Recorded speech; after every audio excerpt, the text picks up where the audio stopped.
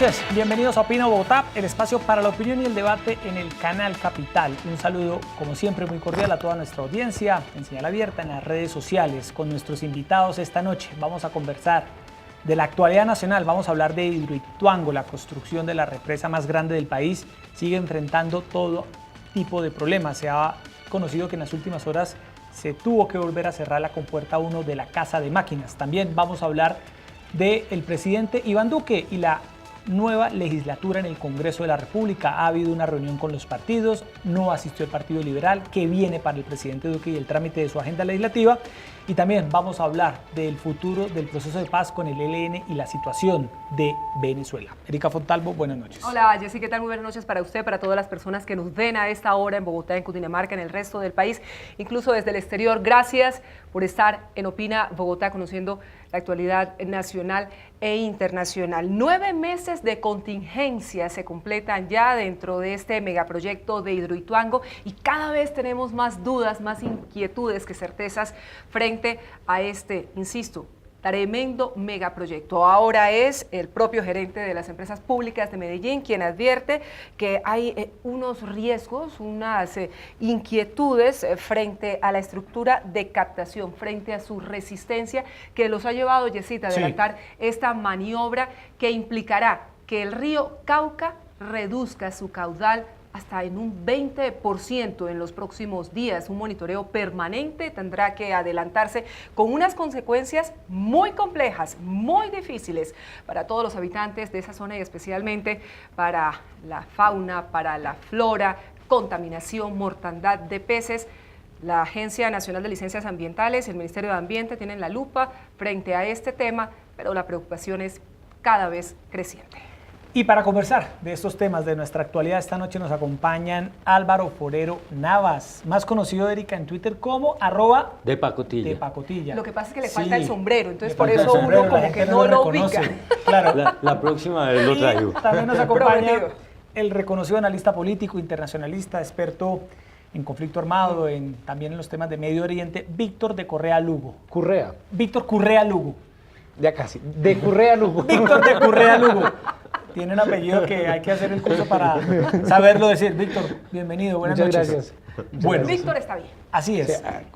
La pregunta, más allá, Erika, de entrar en un tema evidentemente técnico con Hidroituango, es que ya completamos unos buenos meses. Sí, 9 meses. 9 meses, sin que realmente sepamos qué está pasando con esta represa en Antioquia. Álvaro, ¿qué análisis hace usted de lo que ha venido pasando? Unos días pasa algo, otros días ¿Y qué sabor otra cosa? de boca le queda? Es un proyecto muy grande, muy importante para el país, para la infraestructura del país, para el sistema energético. Estamos en el peor de los mundos posibles porque no es posible echar para atrás. Algunos opinadores piensan que un proyecto de semejante envergadura se puede reversar, se puede tratar de volver a llevar al río Cauca a su cauce original. Eso no es posible. Es un proyecto que tiene unas inversiones gigantescas y que hay que sacar adelante. Pero por otro lado, todas las vicisitudes de la construcción y todos los problemas que ha tenido el proyecto, pues dejan muy mal sabor desde el punto de vista ambiental, de su manejo ambiental y del efecto en las comunidades, el efecto a corto, a mediano plazo, a largo plazo.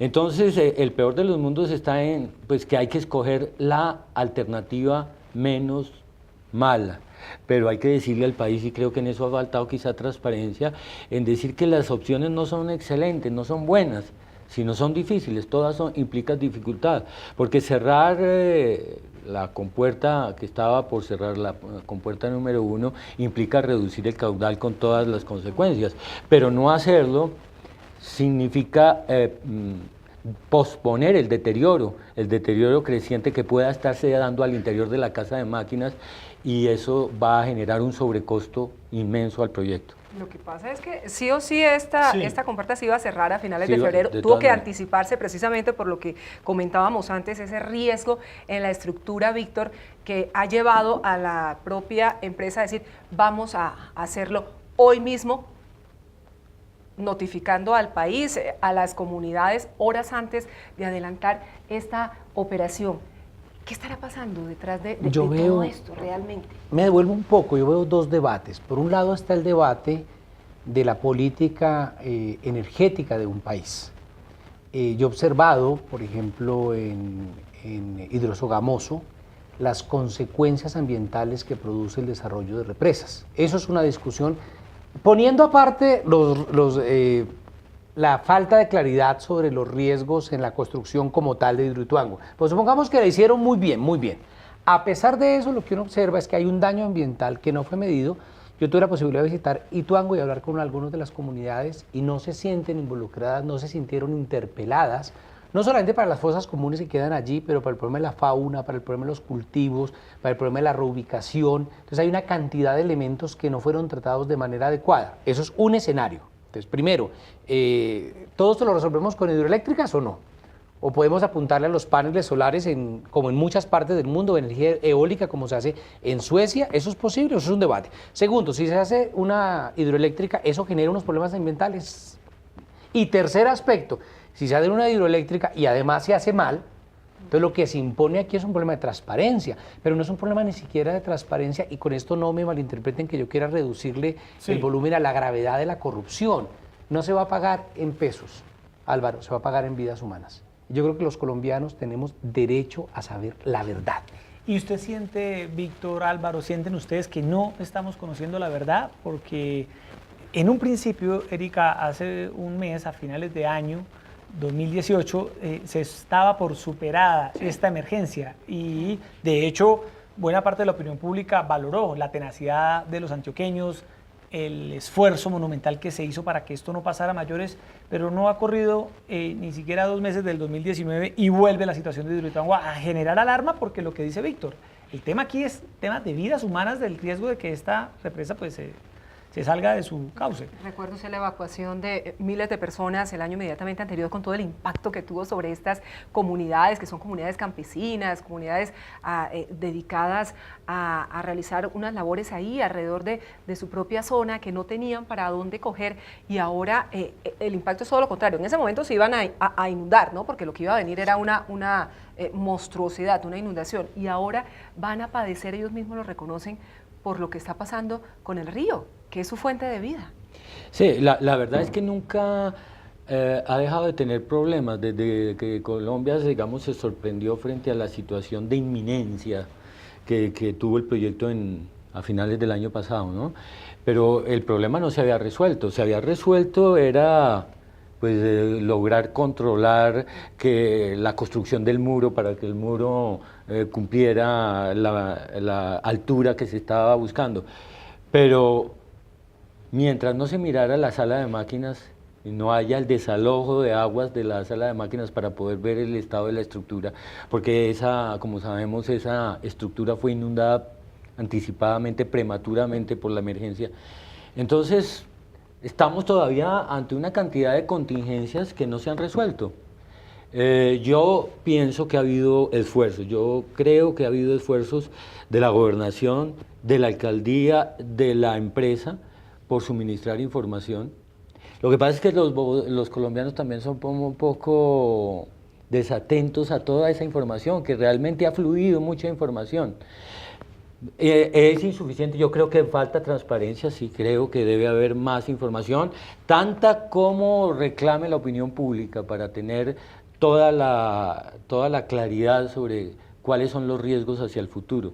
Pero, insisto, ese proyecto ya no se puede detener, no se puede echar para atrás, es necesario sentarse a dialogar ya con las comunidades, con todos los actores, pero teniendo claro que hay que seguir para adelante. ¿Cómo será esta situación tan compleja? ¿Se acuerdan, Víctor, Álvaro y Yesir, sí, que esto provocó un agarrón, no uno, varios agarrones entre el gobernador de Antioquia, el alcalde de Medellín, el señor Federico Gutiérrez, el señor de EPM, Londoño y demás, porque aparentemente no estaban siendo todo lo claro que se exigía un tema como eso? Y yo me pregunto, ¿y el Ministerio de Ambiente y la ANLA, además de la solicitud de planes de contingencia, cuál es su actuación frente a estos hechos? Hay otro problema, es ¿en qué siglo estamos? Estamos en el siglo XXI, tenemos satélites, tenemos una cantidad inmensa de posibilidades técnicas y tecnológicas de hacer De monitoreo. y hacer cálculos de lo que puede suceder. A uno le llama la atención el nivel de improvisación.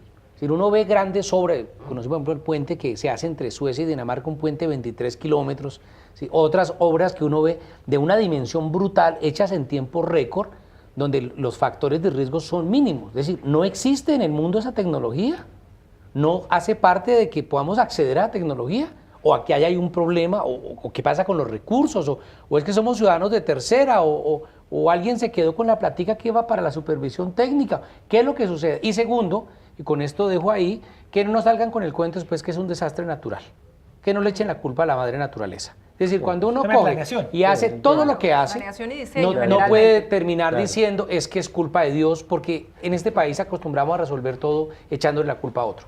Bueno, hablemos ahora de la actualidad política nacional a raíz, Erika, de la cumbre que tuvo el presidente Duque con los partidos. La primera de muchas cumbres, porque hoy fueron los conservadores, pero ahí están todos en filita para cumplirle al presidente. Se habla de mesas técnicas donde se van a empezar a discutir más de 100 proyectos que el gobierno considera estratégicos para ser tramitados, discutidos y aprobados. Así lo quiere el gobierno en el Congreso, pero está el antecedente que no ha tenido un buen ambiente el presidente Duque en el Congreso con sus principales iniciativas, o por lo menos eso fue lo que vimos el año pasado. El presidente Duque parece no abrir todavía la puerta para representación política de los partidos, la famosa mermelada. Álvaro, ¿cómo ve usted esta segunda etapa del presidente Duque con el Congreso y los partidos políticos? Yo voy a decir algo que va a sonar crudo. Sí. Lo digo, sí. Se ha exagerado en Colombia el tema de la discusión alrededor de la mermelada. Incluso los que están en capacidad de darla son demasiado, ¿cómo digo? Han perdido la posibilidad de tener una visión de Estado. O sea, cuando un partido gana las elecciones tiene que gobernar con un equipo, tiene que gobernar con unas fuerzas que coincidan en los fines de ese gobierno. Y el poder político toda la vida ha sido nómina oficial y contratación. Entonces, yo creo que, sí, es decir, está muy bien los controles, muy bien que haya controles, que haya vigilancia, las instituciones de control, pero hay que conformar equipos de gobierno. Entonces, si el que gana las elecciones tiene miedo de convocar a los partidos y decirle vamos a repartir la gobernabilidad, hay que repartirla. ¿A quién me voy a poner en los cargos públicos de dirección? Pues a los que comparten unas ideas de gobierno. ¿Quiénes son los que tienen esas ideas de gobierno? Tienen que ser los que ganaron en esa coalición política. Eso me parece que entonces nos hemos pasado al otro lado. Cuando gane la izquierda, ¿a quién va a llamar? Entonces le dice mermelada, pues mermelada, sí, hay que darle mermelada, es decir, hay que llamar a las personas que participen de la visión de la izquierda. Eso es normal. Mire, incluso gente en el interior del propio Partido Centro Democrático, Víctor Álvaro, lo venían mencionando. Rafael Nieto, ex precandidato presidencial de este partido, le decía al presidente Duque, abra la puerta a la representación política explicándole a los colombianos que nombrar un ministro de un partido de gobierno no es mermelada. Claro. ¿Se ha equivocado en ese sentido el gobierno, Víctor? A ver, yo lo que creo es que nuestra cultura política es una cultura política que no es seria. Somos muy folclóricos. Entonces yo me uno a la lectura que hace Álvaro, porque además hay una preocupación y es la capacidad de tomar decisiones. A mí que me preocupa llegando al 2019 y es ¿dónde está el gobierno? Hay una cantidad de cosas que hay que asumirlo. Cuando el señor Duque sabe que ganó las elecciones el 17 de junio del año pasado, inmediatamente sabe que tiene que responder por una cantidad de nombramientos y de tareas. Máxime cuando sabía que le iba a dar un vuelco a las políticas del presidente Santos. Hombre, prepárese para eso y llame para eso a los que saben hacer esas cosas. Cuando uno ve de las discusiones sobre, puede ser anecdótico para algunas personas, sobre quién dirige el Centro Nacional de Memoria Histórica o quién dirige esas cosas, uno dice, hombre, ¿de verdad dentro de las filas de Duque no hay gente preparada?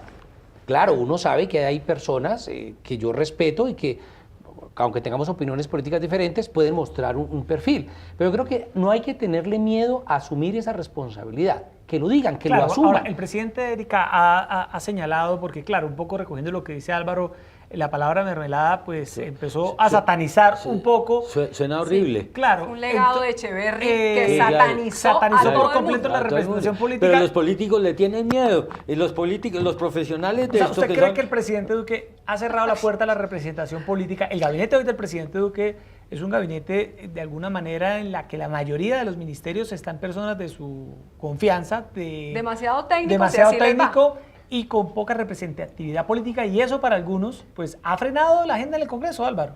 Yo no sé qué tan técnico, perdona, te interrumpo, ¿no? Pero, ¿no? Pero uno ve al contrario. Yo lo que veo es que no gratuitamente se dice en los pasillos del poder que el Ministerio de Hacienda, la plata, el Ministerio de Defensa, las armas, el Ministerio del Interior, la política las decidieron Uribe. Entonces lo que uno ve es una tensión, hay como una cosa bicéfala que no arranca a dar una respuesta al país. O sea, yo como ciudadano, independientemente de quién sea el presidente, necesito unas respuestas, necesito un Estado eficaz. El problema es que no logramos un Estado eficaz, y en buena parte porque caemos en la trampa neoliberal de los indicadores. Aquí todo lo hacen con indicadores. Un comentario chiquitico. Sí. Hasta la policía le preguntan al capitán cuántos capturó a la semana. Oiga, señor, su visión principal es prevenir el delito. Pero esa lógica ha hecho que nuestro Estado sea tan paquidérmico que por un lado no es capaz, por el otro lado no quiere, por otro lado no se arriesga. Esa lógica fue la que nos llevó a los falsos positivos, pero bueno, esa es otra discusión en la que no nos vamos a meter. Álvaro, Hernán Andrade fue hoy el presidente de los conservadores y le dijo al señor Duque, busquemos cambiar las relaciones con el Congreso en el mismo sentido del que hemos hablado. Usted se ha equivocado en la manera de relacionarse. En cualquier país con democracia y representación política, lo malo es hacer las cosas debajo de la mesa. Hagámoslo bien. Pero el presidente es muy firme en su posición. Claro. No quiere modificar ello. Yo creo, yo no he creído hasta ahora, me he resistido a creer en la teoría, digamos, de dos poderes o de un poder subordinado. Yo creo que quien gana las elecciones en un país democrático y permite que otro gobierne, pues no merece ser presidente de la República. Y yo quiero decir aquí que creo en que Duque merece el ejercicio de la presidencia. Yo creo que tiene la capacidad de gobernar con independencia. Eso es, digamos, lo que creo o lo que quiero creer.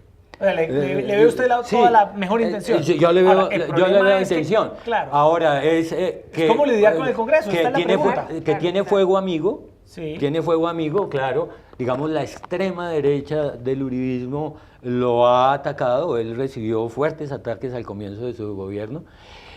Yo que decía en ese momento, mi análisis, ¿cuál era? Pues tiene que salir a buscar apoyos en otros lados. Si el uribismo radical le quita apoyo, eso solo se puede sustituir políticamente buscando otra pata. Y para eso hay que buscar acuerdos, hay que buscar coaliciones, y para eso hay que manejar la nómina oficial. Y ya César Gaviria dijo, no, yo no voy a esa reunión en la Casa de Nariño, porque no sé ni qué es lo que va a plantear el presidente Duque, y además a nuestros proyectos no les paran bolas. Entonces, yo creo que también tenemos un problema, y es que todo el que llega, no tenemos políticas de Estado, tenemos políticas de gobierno. Por eso el debate hasta con los protocolos del ELN, ¿no? Yo llego a inventarme el agua tibia y gobierno estos 4 años. Entonces, cuando no hay políticas de Estado, caemos en ese afán de mi proyectico. Es que no es un proyectico suyo, un proyectico para el país. ¿Qué es lo que le interesa a la nación? Yo estoy de acuerdo contigo en la primera parte, es decir, un gobierno bicéfalo es terrible. Ahora, estoy en desacuerdo en la segunda parte, de que el señor Duque merezca o no gobernar, pero ese es otro debate. A lo que yo quiero apuntar fundamentalmente es cuál es la capacidad real del gobierno de responder sobre necesidades concretas. Porque el problema financiero del país, ¿cómo es posible que nos digan hay que hacer una reforma tributaria que va a dar 14 billones, algo así, y nos salga el Contraloría diciendo pues que hay 20 billones quietos? Eso es infame. Usted no puede decirle al país que necesito plata cuando tiene plata guardada en el banco. El problema de las garantías a la oposición. No podemos seguir hablando de una democracia cuando ya van en el gobierno de Duque, hasta los datos que me llegaron, 155 líderes sociales asesinados. O sea, ¿cuáles son las garantías a eso. Entonces, el problema no solamente es cómo manejamos el Parlamento y si se va a hacer a través de cuotas de poder. El problema es cuál es la política de Estado en términos globales. Cuál es la estrategia de gobierno. Y ahí es donde yo no veo ninguna. Claro, ahora bien, el presidente Duque en el arranque de su gobierno llegó con proyectos, reforma a la justicia, reforma política, esta reforma tributaria. Llegó con unos proyectos de fondo para someterlos a discusión del Congreso y pues todos le naufragaron. Y la pregunta de hoy del presidente es su gobernabilidad, su éxito en democracias como la nuestra, donde hay separación de poderes, depende en buena medida del legislativo.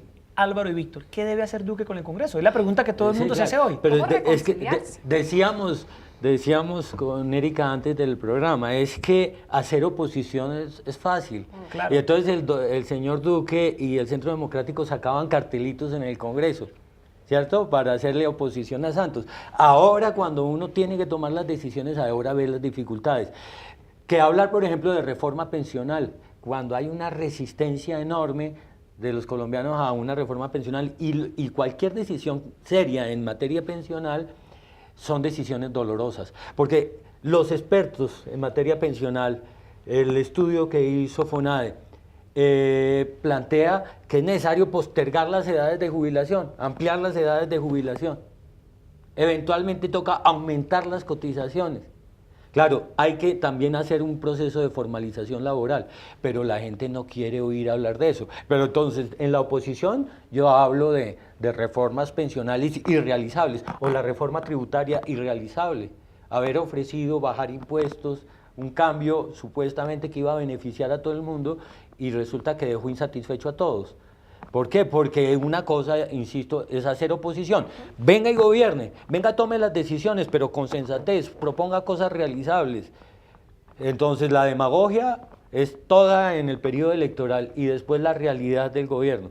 Para eso necesita coaliciones, necesita un plan de gobierno. Pero creyeron que con ganar las elecciones era suficiente y eso se demuestra que no es suficiente. Claro, es decir, Erika, parece ser que el presidente Duque se ha estrellado con una realidad política que él quiere cambiar, y es buscar que la relación entre el Ejecutivo y el Legislativo se haga a partir de ideas y no de contratos, sino de puestos. Pero los partidos están molestos, sí, los conservadores, los liberales, bueno, también... Los liberales han dicho que no van a ir a ninguna reunión. Incluso los que se declararon de coalición de gobierno, como el MIRA, que dice, es que no nos hacen caso, nuestros proyectos el gobierno no los impulsa. Bueno, para la muestra un botón lo que pasó con la consulta anticorrupción, que ahí se han quedado esos proyectos que el presidente Duque dijo que iba a respaldar y se quedaron pero aplazados tampoco en el salió a Congreso. defenderlo como tal. O sea, el presidente Duque tampoco pero salió a jugársela. una reunión en la que aparentemente los iba a respaldar. Sí. Y este gobierno está en una encrucijada muy incómoda, porque Uribe Guerra, todo el mundo identificaba a Uribe como un guerrerista, ¿no? ¿Cómo identificamos a Santos? Como un comprometido con el tema de la paz. ¿Y Duque qué es? Entonces no está ni la paz, porque dice que sí a la paz, pero ha permitido que se desajuste el proceso de paz, ¿cierto? Da bandazos de un lado al otro. Entonces no tiene una agenda clara, una agenda nítida, y qué proponerle al país.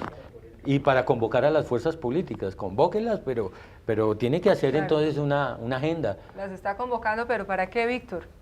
Pues esa es la pregunta. Yo creo que uno de los problemas fundamentales es la falta de estrategias. Y las estrategias que hay son estrategias dolorosas, en el sentido, por ejemplo, en política mineroenergética. ¿Cuál es la política mineroenergética del presidente Duque, que además repite la misma que tiene el expresidente Santos? Y es una política de volver a los bienes primarios, de volver a las exportaciones de bienes primarios, pero no hay una propuesta de desarrollo a nivel de industria. O una política de impuestos donde los estudios muestran se favorecen un número minoritario de empresas muy grandes, pero que la clase media y la clase pobre termina siendo la más afectada. O unas reformas que se le plantean en términos de salud, sobre eso hemos tenido debates, pero donde no se quieren tocar las EPS ni asumir la responsabilidad. O se discute lo de pensiones, pero no se dice que los fondos privados y los fondos públicos tienen unos regímenes que no son precisamente iguales. Entonces, si uno no quiere... En Colombia hay una frase que a mí me gusta mucho: cuando uno quiere cambiar algo, cuando no lo quiere cambiar, forma un comité. Entonces yo creo que en Colombia hemos creado demasiados comités, pero no vemos la estrategia. Bueno, Y en medio de esta discusión, Erika, también uno ve al Centro Democrático con algunas fisuras, con algunos sectores que no han cerrado completamente filas de apoyo al presidente. ¿Cómo analiza usted lo que ha sido los ires y venires del Centro Democrático, que uno pensaba que iba a ser un partido completamente compacto, unido en torno al presidente? El problema del Centro Democrático pues, es Álvaro Uribe. Álvaro Uribe no permite que haya otros liderazgos. Ese es el gran problema de Duque. Digamos, que tiene que eclipsar, si quiere ser estadista y ejercer como presidente de la República, tiene que tomar algún tipo de distancia con Álvaro Uribe y con los sectores radicales del uribismo.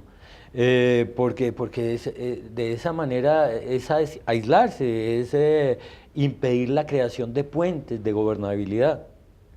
Yo creo que Duque que puede tener el carácter y la capacidad para hacerlo, pero tiene que tomar la decisión, no tiene mucho tiempo para tomar esa decisión. Víctor. Hombre, yo creo que cuando la gente empezó la campaña presidencial pasada y votamos por el que diga Uribe, eso ya tiene un pecado original. Y ese pecado original no lo van a poder resolver en 2 meses, ni es un problema de que se pinte más o se pinte menos cana. El debate no es ese. El debate es que él tiene una deuda política. Él llegó ahí debiéndose a Uribe. Y los nombramientos de ministros pasan por eso. Hasta hay debates recientes sobre el proceso de paz que pasa por lo que diga el señor Álvaro Uribe Vélez.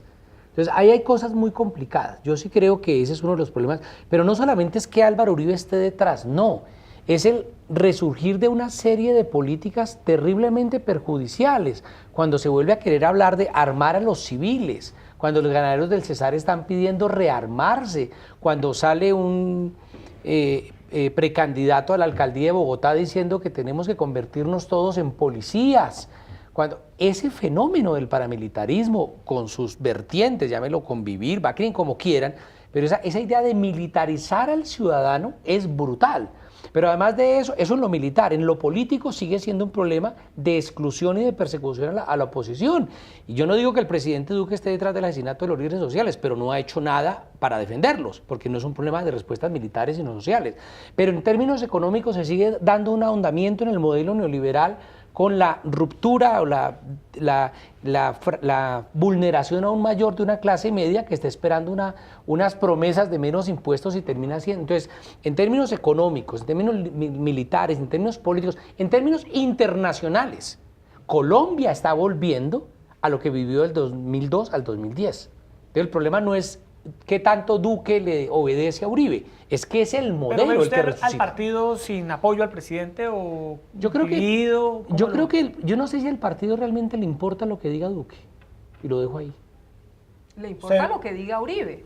¿Ve usted al partido en otro plan? Yo veo que el partido está pendiente de lo que el señor Uribe diga. El señor Uribe dice hay que apoyar a Duque en esto, lo apoyamos, y si no, pues no lo apoyamos. Pero mire usted lo que ha venido pasando con las encuestas a raíz del desafortunado ataque del ELN a la Escuela General Santander, el recrudecimiento de esa ofensiva terrorista, el endurecimiento del discurso de Iván Duque y ahora una serie de acciones que lo han llevado a operaciones contra estos grupos, el caso de Cadete o la política de recompensas que alguna vez ya también había vivido el país. Los índices de popularidad de Iván Duque están subiendo. ¿Esto significa que eso es lo que el país quiere? ¿Añora esa época de la cual usted hablaba, Víctor? Eso es lo que uno se ¿De la pregunta. seguridad democrática? Efectivamente. ¿Eso es Sí, lo que queremos? No lo que yo quiero, pero sí puede ser hay una derechización. Hablo del país, claro. Sí, de una derechización de la opinión pública. Yo sí creo que hay una derechización y pues eso es muy doloroso cuando creímos en la paz y la mayoría de nosotros le apostó a la paz y queremos seguir haciéndolo. Yo creo que es un gran error de Duque no haber tomado el tema de la paz para a partir de ahí proponer un modelo de crecimiento económico, pero sin renegar de la paz, ¿no? Profundizando en algunos aspectos la paz lo hubiera podido hacer. Pero la verdad es que Duque pues no tiene la entidad política que tenía Santos, porque a Santos también lo eligió el uribismo. Pero Santos, yo nunca pensé que Santos iba a ser subalterno de Duque, nunca se me ocurrió cuando fue elegido Santos pensar que Santos iba a ser un subalterno. De Uribe. De Uribe. Entonces, ahora Duque no tiene la estatura política de Santos, obviamente, ni el respaldo, no lo respaldó la aristocracia bogotana de la que tanto reniega el doctor Uribe. Entonces tiene que hacer más esfuerzos.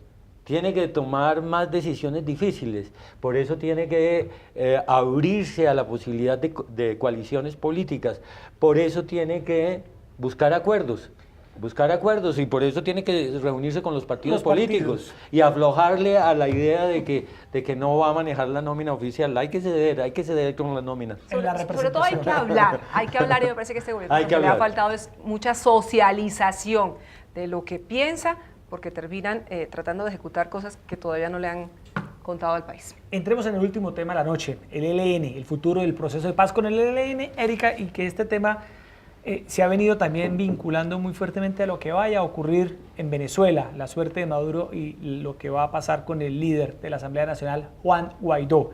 Víctor, usted es una persona reconocida por el análisis del conflicto armado, conoce muy bien a fondo lo que pasa con el ELN. ¿Qué puede estar pensando hoy el ELN con lo que está ocurriendo aquí en Colombia, donde las puertas para un proceso de paz están cerradas luego del atentado, y lo que está pasando en Venezuela?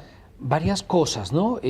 Defender la paz, como lo estabas haciendo tú, pues es lo más impopular que uno puede hacer en estos días. Parece que eso es echarse uno una soga al cuello, que no hay necesidad, pero los que creemos en la paz seguimos defendiendo la paz porque no hay ninguna posibilidad de una victoria militar por ninguna de las partes a corto plazo.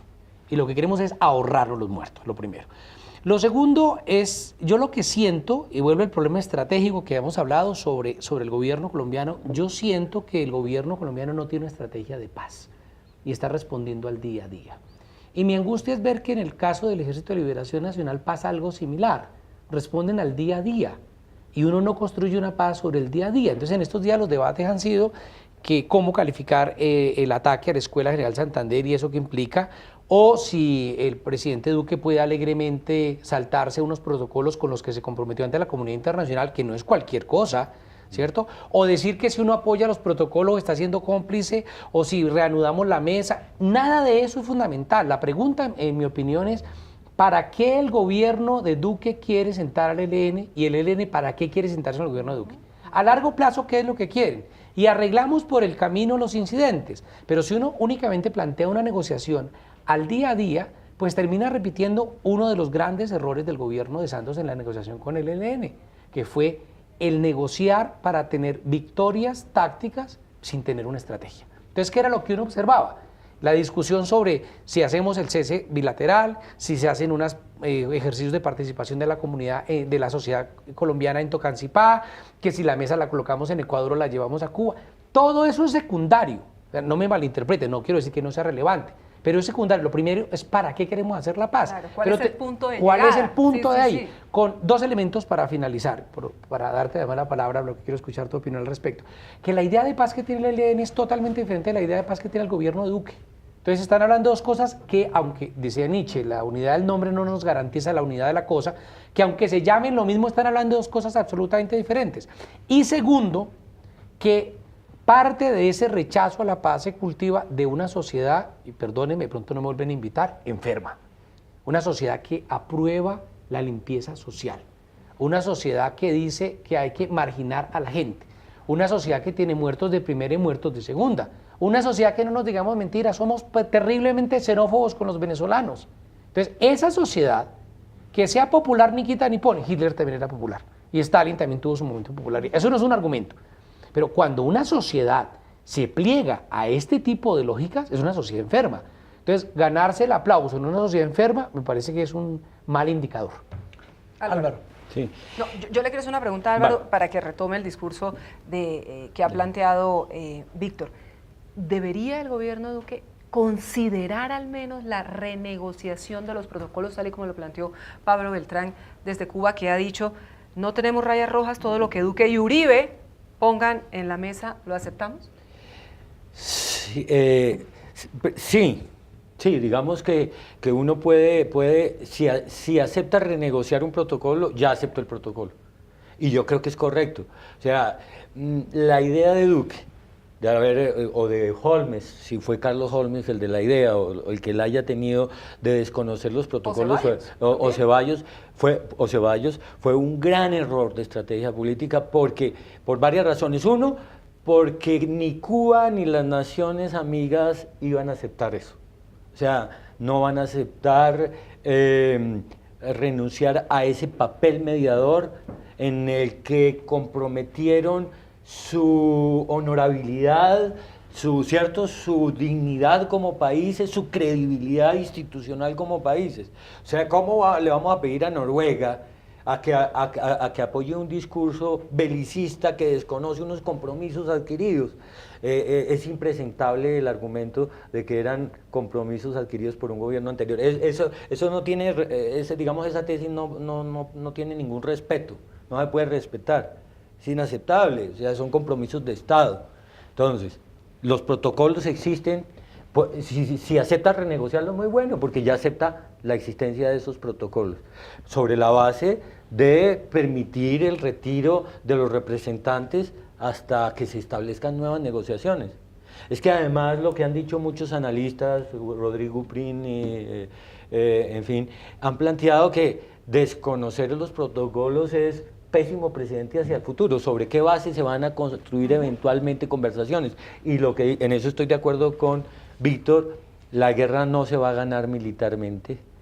No se va a ganar por un aplastamiento militar, esa es una realidad. Pero bueno, también la otra, Víctor, es el ELN, pues no ha dado muestras sí, de querer la paz. Por supuesto. ¿Cómo interpreta usted este atentado en la Escuela de Santander y que la opinión pública acepte que el gobierno colombiano siga en la mesa? Porque, entre otras cosas, Víctor había estado buscando unos acercamientos antes de esta acción del ELN, esta acción terrorista del ELN. En diciembre, tal vez usted fue cuando se reunió con Jorge Mario Isman. Sí, yo tuve reuniones en Palacio con Jorge Mario Isman y con Miguel Ceballos para hablar, más que yo no fui ni como ELN ni salí ahí como vocero del gobierno, dejó eso claro. Pero sí la idea era ayudar a alimentar la complejidad de eso y buscar, digamos, llevando el mensaje de un sector de la sociedad civil, de organizaciones de derechos humanos que seguimos creyendo en la paz. Ese fue el objetivo fundamental. Yo creo que hay un problema, y se lo planteaba yo al expresidente Santos en Palacio, como en marzo del año pasado, que me invitó a una cena para hablar del ELN. Yo le decía, entonces uno de los asesores de Santos me decía, Víctor, es que el presidente Santos no tiene nada para mostrarle al país de avances con el ELN. Entonces yo le dije, eso es cierto, pero déjeme ser abogado del diablo. ¿Qué tiene el ELN para mostrar de avances por parte del compromiso del gobierno? Eso es dando y dando. Claro, Entonces, yo planteaba algunas cosas. Por ejemplo, el problema de la situación carcelaria. Yo no estoy planteando escarcelamientos, estoy planteando la situación de salud. Estoy planteando el hecho de que disminuyan las persecuciones so pretexto de que son del ELN a líderes sociales en el sur de Bolívar, donde una señora fue judicializada porque organizaba marchas. Esto no es broma. Yo oí el audio de la fiscalía y el cargo era organiza marchas en el sur de Bolívar. Perdón, señor, eso lo puedo organizar, es absolutamente constitucional, yo puedo organizar las marchas que me dé la gana. Entonces, cuando se da todo este tipo de cosas, de ofensivas en Arauca, en Catatumbo, en Chocó, bájele el volumen. Y para crear un ambiente se requiere esa confianza. Ahora, tú dices una cosa que me parece muy importante. Si nosotros aceptamos la teoría del presidente Duque de que un protocolo no vale, se sienta un precedente. Digamos que en 5 años vuelve a haber una negociación. ¿Quién carajos va a prestar su territorio para hacer una negociación? Pero usted, Víctor, ¿usted ve que el ELN quiera... Yo veo que muestras va a dar? Yo veo que hay unos gestos en el pesimismo que tenemos que nos podemos agarrar. Esta mañana lo hablábamos con Erika. Un ejemplo fueron los 101 días de tregua. Esos 101 días de tregua se cumplieron a rajatabla. Hubo incidentes, no hay una sola tregua en el mundo que no tenga algún incidente. Pero en términos generales, uno habla con las comunidades de Catatumbo, de Arauca, de Chocó, sur de Bolívar, donde yo he estado trabajando, y le dicen a uno, hombre, qué bueno que hubo esa tregua. Entonces, hay una serie de cosas, perdón, te interrumpo, hay una serie de cosas que yo creo que son positivas. Agarrémonos de ahí. Eso no quiere decir que vamos a pedir impunidad frente a lo que pasó. Yo no he dicho eso en la Escuela General Santander, pero he dicho, sí hay que crear un ambiente, pero ese ambiente es como jugando tenis, toca entre los dos. Ahora, parte de eso es cómo la sociedad participa. Una de mis últimas columnas lo que yo dije fue, señores del ELN, señores del gobierno, cuando ustedes tengan claro qué carajos quieren, pues nos llaman y la sociedad está. ¿Qué debería dar el ELN? A ver, yo creo que el ELN debería hacer algunos compromisos en términos de audacia política. Y lo intentó. Fíjense que en agosto se producen unos secuestros en Arauca y en Chocó. Y el gobierno del presidente Duque le hace saber al ELN, libérenlos y nos sentamos. Y se liberan los de Arauca en 3 días. Yo quedé asombrado, pues conociendo lo que investigaba el ELN. Yo dije, hombre, que tengan la agilidad, la audacia política. Y luego lo de Chocó y sueltan. Y él, lo que hace el gobierno es cerrar las vías de comunicación. Hombre, aproveche ese espacio. Yo creo que en eso, si el ELN logra un poquito de audacia, el gobierno debería ser aún más audaz como Estado que es. Pero lo que no se puede hacer es dejar en la responsabilidad de un grupo armado, cuando en la experiencia con las FARC, y me lo decía Carlos Lozada de las FARC, un papel de liderazgo de la mesa la tiene el Estado. El Estado no debe quedarse sentado esperando a ver qué dice el ELN, sino tener la audacia política de generar coyunturas. Álvaro, ¿cómo analiza usted? Sí, yo estoy de acuerdo con Víctor. La audacia en las negociaciones es tan importante como la audacia militar, en términos militares. Yo creo que no hubiera quedado mal el gobierno si dice, vamos a tratar de golpear militarmente muy duro al ELN como consecuencia del atentado terrorista a la Escuela Militar General Santander. Pero haber aprovechado esos gestos para crear un canal. Aquí el uribismo solo acepta la audacia de Álvaro Uribe cuando liberó a Granda, ¿no? Como si eso pudiera ser un acto único. No, es la regla de un estado de guerra y de paz, de que no es ni guerra ni es de paz. Hay que hacer audacia en lo militar, audacia en lo político. Y desaprovechar esos gestos, hubo unos gestos, yo estoy de acuerdo, hubo unos gestos del ELN, hubiera podido cuantificarlos, valorarlos para proponer, para ir más allá. Claro, el ELN golpeó muy duro a los colombianos, porque así es muy difícil para los que estamos de acuerdo con la paz. El ELN hizo trizas la paz, recomendado en la página de Víctor Correa de Lugo.com, un análisis muy acertado acerca de ese tema. Antes de irnos, porque se nos agota el tiempo, pateó la lonchera, la como pregunta decimos final coloquialmente. Se le está acabando el oxígeno a Nicolás Maduro. Se habla que dentro de la única salida que tiene Venezuela, que es elecciones libres y democráticas, por supuesto es una salida que implique un diálogo constructivo frente a lo que le está pasando a ese país.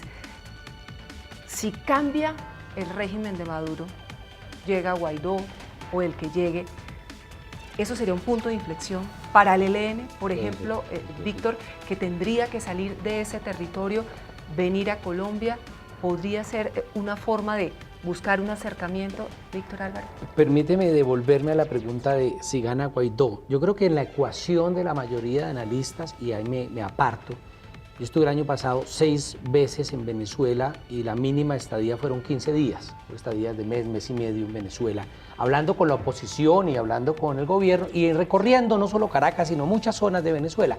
Me parece que hay un elemento elemental, sencillo y que se le está perdiendo de la mente de los analistas.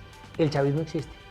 Puede ser que nos guste o que no nos guste, ese no es el debate. Pero existe. Pero existe. O sea, hay miles, cientos de miles, millones de personas a las fuerzas militares. Independientemente de no si tanto salen por lo clientelar de las CLAP, Sí. independientemente de si salen porque son corruptos, independientemente de si salen a la calle porque son militares, independientemente de lo que sea, son una realidad política. Yo siento que todos los análisis que se hacen alrededor de Guaidó es un análisis donde Maduro está solo aislado en Miraflores y eso cae en 3 días. Sí, pero se le está olvidando un pedazo del país. Yo sé que hay un pedazo del país que ha salido a marchar contra Maduro, sin duda, lo he visto, lo he entrevistado.